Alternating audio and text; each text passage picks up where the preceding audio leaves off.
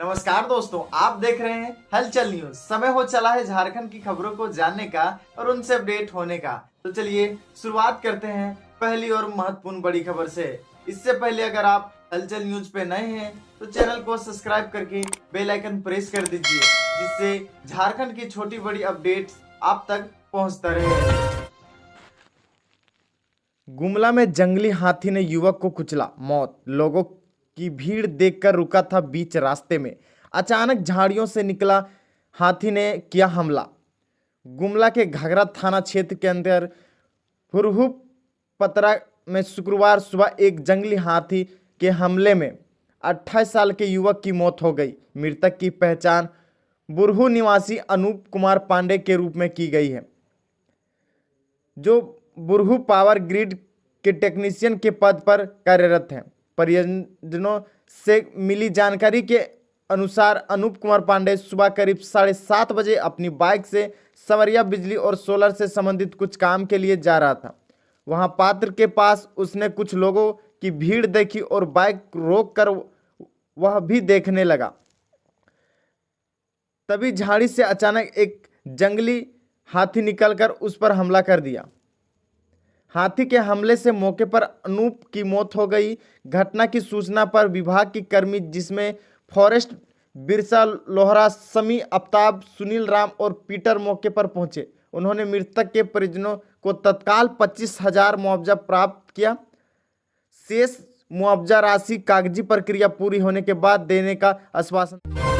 में gas cylinder को लेकर हाहाकार, गुस्साए लोगों ने किया सड़क जाम। झारखंड के गुमला में गैस सिलेंडर की भारी किल्लत को लेकर लोगों का गुस्सा फूट पड़ा है और उन्होंने सड़क जाम कर दिया। सुबह से लाइन लगने के बावजूद भी गैस नहीं मिलने पर उपभोक्ताओं ने सिमडेगा गुमला मुख्य मार्ग को जाम कर विरोध प्रदर्शन किया, जिससे यातायात पूरी तरह बंदित हो गया। गुमला शहर में आज शुक्रवार को लोग सुबह 3 बजे से ही बेहरा टोली के पास गैस सिलेंडर के लिए कतार में खड़े हो गए थे। एजेंसी से चालक ने कहा कि सुबह के 9 बजे से 10 बजे के बीच सभी को बेहरा टोली के समीप गैस सिलेंडर का वितरण करेंगे, लेकिन 11 बजे के बाद एजेंसी द्वारा उपभोक्ताओं को सिलेंडर उपलब्ध नहीं कराया गया। उससे लोगों का सब्र का बांध टूट गया और वो सड़क पर उतर आए। गैस नहीं मिलने पर नाराज उपभोक्ताओं ने सिलेंडर लेकर मुख्य सड़क पर बैठकर मार्ग को जाम कर दिया। सूचना मिलते ही गुमला थाना पुलिस पहुंची और लोगों को समझाकर जाम हटाने की कोशिश की है, लेकिन लोग गैस मिलने के बाद हटने पर अड़े रहे। साथ ही गुमला के इंडियन गैस उपभोक्ताओं को सबसे ज़्यादा परेशानी का सामना करना पड़ रहा है। सड़क हादसे में डिलीवरी बॉय की मौत, अयात बस की टक्कर से गई जान। मुआवजे को लेकर लोगों ने किया सड़क जाम। हजारीबाग जिले के लखेर स्थित मंजर के पास गुरुवार की देर रात एक सड़क हादसे में एक युवक की मौत हो गई। मृतक की पहचान शेरनी कला निवासी निरंजन कुमार के रूप में की गई है। इस घटना के बाद स्थानीय लोगों में आक्रोश देखा गया। जानकारी के अनुसार निरंजन कुमार एक निजी कंपनी में डिलीवरी बॉय के रूप में कार्यरत थे और अपने परिवार के एकमात्र कमाने वाले सदस्य थे। देर रात काम निपटाकर घर लौटने समय लखे मंजर के पास एक तेज रफ्तार अयात बस ने उन्हें टक्कर मार दी। टक्कर इतनी भीषण थी कि निरंजन की मौत मौके पर हो गई। चालक बस सहित मौके पर फरार हो गया। हादसे की सूचना मिलते ही मृतक के परिवार संख्या में ग्रामीण घटना स्थल पर पहुंचे और आक्रोशित ग्रामीण ने शव को सड़क पर रखकर जाम कर दिया। प्रशासन ने परिजनों को सरकारी प्रावधानों के तहत आपदा राहत कोष को मुआवजा दिलाने और सीसीटीवी फुटेज के आधार पर दोषी वाहन की पहचान कर कार्रवाई करने का आश्वासन दिया। लगभग 3 घंटे बाद जाम हटाया गया और पुलिस ने शव को पोस्टमार्टम के लिए शेख भिखारी मेडिकल कॉलेज एवं अस्पताल भेज दिया। पुलिस मामले को जांच कर रही है। आकांक्षा परीक्षा में सुहानी कुमारी बनी टॉपर, 98.75% अंक लाकर प्रदेश का नाम रोशन किया। झारखंड अतिविधि परिषद रांची द्वारा आयोजित झारखंड आकांक्षा परीक्षा 2026 में सरस्वती शिशु विद्या मंदिर पुरानी राय में मेधावी छात्र सुहानी कुमारी ने शानदार प्रदर्शन करते हुए 98.75% अंक हासिल कर लिया, राज्य में टॉपर किए हैं। उनकी इस उपलब्धि से विद्यालय परिसर में पूरे क्षेत्र में खुशी की लहर दौड़ गई। सुहानी कुमारी ने सभी विषयों में उत्कृष्ट प्रदर्शन किया। उन्होंने भौतिक विज्ञान में 97.5% और रसायन विज्ञान में 100 में से 100 और गणित में 97.5% तथा मेंटल एबिलिटी में 100 अंक प्राप्त कर अपनी प्रतिभा का लोहा मनवाया है। उनकी सफलता ने यह साबित कर दिया कि मेहनत और लगन से किसी भी लक्ष्य को हासिल किया जा सकता है। सुहानी का सपना है कि वह भविष्य में एक सफल इंजीनियर बनकर राज्य और देश की सेवा कर पाए। आज से बारिश से राहत, बढ़ी गर्मी, अधिकतम तापमान में हो सकती है 4 से 6 डिग्री की वृद्धि। 14 अप्रैल के बाद दिखेगा ज़्यादा असर। झारखंड में आज से बारिश से लोगों को राहत मिल सकती है। मौसम विभाग के अनुमान अगले 24 घंटे के दौरान यहां अधिकतम तापमान में बड़ा बदलाव नहीं होगा। इसके बाद अगले 4 दिनों में गर्मी बढ़ेगी और कई जिलों में पारा 40 डिग्री तक पहुंच सकता है। 14 अप्रैल के बाद गर्मी उमस ज़्यादा बढ़ने के असर हैं।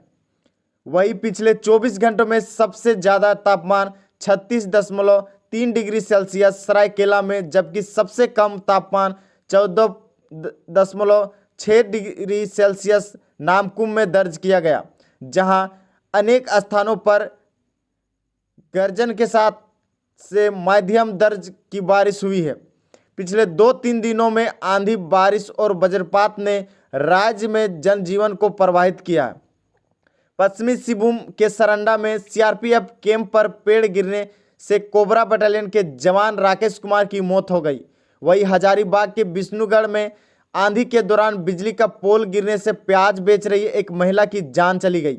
जमशेदपुर में डिमना क्षेत्र के वज्रपात के चपेट में आने से एक युवक की मौके पर मौत हो गई। कई जिलों में पेड़ गिरने और फसलों को नुकसान पहुंचाने की भी खबर है। खासकर सब्जी उगाने वाले किसान को भी भारी क्षति हुई। गरीब आदिवासी का घर तोड़ने पर सीएम नाराज, डीसी को दिया कार्रवाई का निर्देश। गिरिडीह में गरीब आदिवासी का अगुआ आवास तोड़े जाने के मामले में मुख्यमंत्री हेमंत सोरेन ने संज्ञान लिया है। दरअसल वनपाल ने लाभुकों को नोटिस दिए बिना आवास तोड़ दिया। तर्क दिया है कि मकान वन भूमि पर बनाया जा रहा है। पीड़ित परिवार का आरोप है कि यह कार्रवाई इसलिए हुई क्योंकि वह अपना सपनों का आशियाना बचाने की कीमत 30,000 वनपाल को अदा नहीं कर पाए। पूरी घटना गिरिडीह के ग्रांड विधानसभा क्षेत्र में सदर प्रखंड अंतर्गत बंदरगाह खुद पंचायत की है। दावा है कि गरीब आदिवासी परिवार का आशियाना केवल इसलिए उजाड़ दिया गया क्योंकि वह वनपाल को रिश्वत नहीं दे पाया। इस घटना पर मुख्यमंत्री हेमंत सोरेन लिया है और तुरंत गिरिडीह के उपायुक्त का निरस्त हुआ कहा है कि इस मामले की तुरंत जांच कर उचित कार्रवाई की जाए। उन्होंने स्पष्ट कहा है कि किसी का घर तोड़ना भी कीमत पर बर्दाश्त नहीं किया जाएगा और दोषियों के खिलाफ ऐसी कार्रवाई होगी जो उदाहरण बने। वही गिरिडीह के उपायुक्त ने मुख्यमंत्री को आश्वस्त किया है कि मामले को गंभीर से लिया गया है। जांच के लिए अधिकारी की टीम गठित कर दी गई है और जांच पूरी होने के बाद दोषियों पर कड़ी एवं उचित कार्रवाई सुनिश्चित की जाएगी। गरीब आदिवासी का घर तोड़ने पर सीएम नाराज, डीसी को दिया कार्रवाई का निर्देश। गिरिडीह में गरीब आदिवासी का अगुआ आवास तोड़े जाने के मामले में मुख्यमंत्री हेमंत सोरेन ने संज्ञान लिया है। दरअसल वनपाल ने लाभुकों को नोटिस दिए बिना आवास तोड़ दिया। तर्क दिया है कि मकान वन भूमि पर बनाया जा रहा है। पीड़ित परिवार का आरोप है कि यह कार्रवाई इसलिए हुई क्योंकि वह अपना सपनों का आशियाना बचाने की कीमत 30,000 वनपाल को अदा नहीं कर पाए। पूरी घटना गिरिडीह के ग्रांड विधानसभा क्षेत्र में सदर प्रखंड अंतर्गत बंदरगाह खुद पंचायत की है। दावा है कि गरीब आदिवासी परिवार का आशियाना केवल इसलिए उजाड़ दिया गया क्योंकि वह वनपाल को रिश्वत नहीं दे पाया। इस घटना पर मुख्यमंत्री हेमंत सोरेन लिया है और तुरंत गिरिडीह के उपायुक्त का निधृत हुआ कहा है कि इस मामले की तुरंत जांच कर उचित कार्रवाई की जाए। उन्होंने स्पष्ट कहा है कि किसी का घर तोड़ना भी कीमत पर बर्दाश्त नहीं किया जाएगा और दोषियों के खिलाफ ऐसी कार्रवाई होगी जो उदाहरण बने। वही गिरिडीह के उपायुक्त ने मुख्यमंत्री को आश्वस्त किया है कि मामले को गंभीर से लिया गया है। जांच के लिए अधिकारी की टीम गठित कर दी गई है और जांच पूरी होने के बाद दोषियों पर कड़ी एवं उचित कार्रवाई सुनिश्चित की जाएगी। सबसे बड़ी खबर सामने आ रही है। झारखंड लोक सेवा आयोग ने झारखंड पात्रता परीक्षा यानी जेटेट 2024 को लेकर पूरा शेड्यूल जारी कर दिया है। आयोग के अनुसार यह परीक्षा 26 अप्रैल 2026 को आयोजित की जाएगी। यह परीक्षा राज्य के 6 प्रमुख जिले रांची, बोकारो, धनबाद, पूर्वी सिंहभूम, हजारीबाग और देवघर में होगी। इस परीक्षा के माध्यम से अभ्यर्थियों की शिक्षण क्षमता, शोध क्षमता और विषयगत ज्ञान का मूल्यांकन किया जाएगा। परीक्षा को लेकर तैयारियां तेज कर दी गई है और आयोग ने सभी जरूरी दिशा निर्देश भी जारी कर दिए हैं। अभ्यर्थी को सलाह दी गई है कि वो समय से पहले अपना परीक्षा केंद्र पर पहुंचे और सभी जरूरी दस्तावेज साथ लेकर जाएं। साथ ही परीक्षा से जुड़ी सभी अपडेट्स के लिए आयोग की आधिकारिक वेबसाइट पर नज़र बनाए रखें। यह परीक्षा झारखंड के हजारों अभ्यर्थी के लिए बेहद अहम मानी जा रही है। फिलहाल के लिए इतना ही। आगे की हर बड़ी खबर के लिए जुड़े रहिए हमारे साथ। रांची के मैकलुस्कीगंज में सुबह सुबह ताबड़तोड़ फायरिंग, इलाके में डर का माहौल। रांची के मैकलुस्कीगंज थाना क्षेत्र के मुंडा घोड़ा गांव में गुरुवार की सुबह करीब 6 बजे अज्ञात अपराधियों ने एक घर को निशाना बनाकर ताबड़तोड़ फायरिंग की है। गोली चलाने की आवाज़ सुनते ही गांव में अफरा तफरी मच गई और लोग डर के मारे घर से बाहर निकलने से बचते हैं। स्थानीय लोगों के अनुसार अपराधी 2 मोटरसाइकिल पर सवार होकर गांव में आए थे और नसीम खान के घर के बाहर रुककर अचानक फायरिंग शुरू कर दी थी। उन्होंने 4 से 5 राउंड गोली चलाई और इसके बाद तेजी से मौके से फरार हो गया। फायरिंग इतनी अचानक हुई कि घर के लोग कुछ समझ पाते उससे पहले ये अपराधी भाग गए। ग्रामीण ने बताया कि अपराधियों ने धमकी भी दी थी और कहा है कि पैसा नहीं दोगे तो इसी तरह गोली चलती रहेगी। धमकी के बाद गांव में चर्चा तेज हो गई। यह मामला रंगदारी मांगने से जुड़ा हो सकता है। हालांकि पुलिस हर पहलू से मामले की जांच कर रही है और किसी निष्कर्ष पर भी अभी नहीं पहुंची है। इसके ऊपर बने साइक्लोनिक सर्कुलेशन का असर आज रांची, खूंटी, पूर्वी सिंहभूम, पश्चिमी सिंहभूम सहित 14 जिलों में बारिश। 12 अप्रैल से गर्मी। झारखंड में इन दिनों मौसम का मिजाज पूरी तरह बदला हुआ है। मंगलवार देर रात शुरू हुई बारिश का असर बुधवार दोपहर तक जारी रहा। राजधानी रांची, बोकारो, लातेहार, सरायकेला समेत कई जिलों में झमाझम बारिश हुई है। वहीं कुछ इलाकों में बर्फ भी गिरने की दर्ज की गई है। तेज हवा के कारण रांची के सैटेलाइट चौक के पास एक पेड़ उखड़कर सड़क पर गिर गया, जिससे यातायात प्रभावित हुआ। हालांकि नगर निगम की टीम ने मौके पर पहुंचकर पेड़ को हटा दिया और आवागमन बहाल कराया गया। मौसम में आई ठंडक से लोगों को गर्मी से राहत मिली और सुबह शाम का मौसम सुहाना बना हुआ। मौसम विभाग के अनुसार राज्य के ऊपर बन रहे साइक्लोनिक सर्कुलेशन का असर अभी भी बना हुआ है। गुरुवार को रांची, खूंटी, पूर्वी व पश्चिमी सिंहभूम, सरायकेला, खरसावां, रामगढ़, बोकारो, धनबाद, जामताड़ा, देवघर, दुमका, गोड्डा, पाकुड़ और साहिबगंज समेत 14 जिलों में बारिश की संभावना जताई गई है। इन क्षेत्रों में 40 से 50 किलोमीटर प्रति घंटे की रफ्तार से तेज हवा चलने और वज्रपात की आशंका है। वहीं आज कई इलाकों में दोपहर से ही बादल छाए हुए हैं। इसी को देखते हुए मौसम विभाग ने येलो अलर्ट जारी किया हुआ। अगले 24 से 48 घंटे तक मौसम का यही रुख बना रहने की संभावना है। आंधी, बारिश और वज्रपात ने राज्य में जनजीवन को प्रभावित किया है। पश्चिमी सिंहभूम के सरंडा में सीआरपीएफ कैंप पर पेड़ गिरने से कोबरा बटालियन के जवान राकेश कुमार की मौत हो गई। वहीं हजारीबाग के विष्णुगढ़ में आंधी के दौरान बिजली का पोल गिरने से प्याज बेच रही एक महिला की जान चली गई।